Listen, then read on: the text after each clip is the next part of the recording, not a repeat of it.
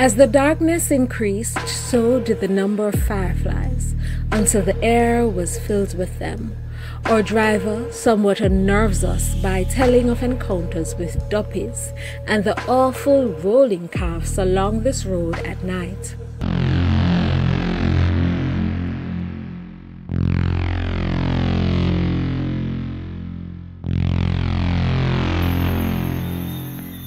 The story of a calf-like creature with fire flashing from its eyes and chains wrapped around its body dates all the way back to the 1800s. Some say the rolling calf is a shapeshifter that may also appear as a goat, a cat, pig, dog, bull, or a horse. The rolling calf was said to be the spirit of an evil man nor wicked, dishonest butcher who had died. It would terrorize travelers at night, chasing them in an effort to harm them. The unmistakable clanking of its chains would announce its presence.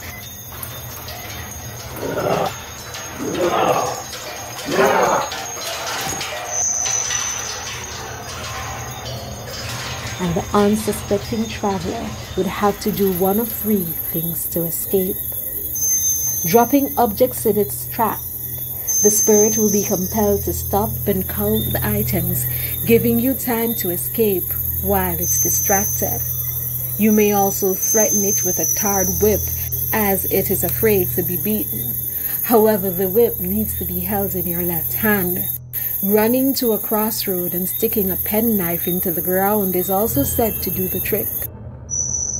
Rolling calves are said to live in the roots of cotton trees or caves and would begin roaming in the nights when it's a full moon. The beliefs in spirits and ghosts, or Duppy as we call them in Jamaica, can be found in almost all cultures across the world, but what they look like varies immensely. From wispy, translucent figures to lifelike monsters like the rolling calf. Interesting enough, during my research I came across the legend of the Maycow in Cayman Brac, where the spirit haunts travelers in the night, but fortunately only in the month of May. In Barbados, it's the legend of the steel donkey. It is described as having eyes like fire and a clanking chain stretched out behind it. It was also said to be fire-breathing and has been linked to stones being thrown at houses. There is even a song about it, Steel Donkey, by the Merry Men of Barbados. Do you have any stories of similar haunting creatures? If so, please share in the comment section below.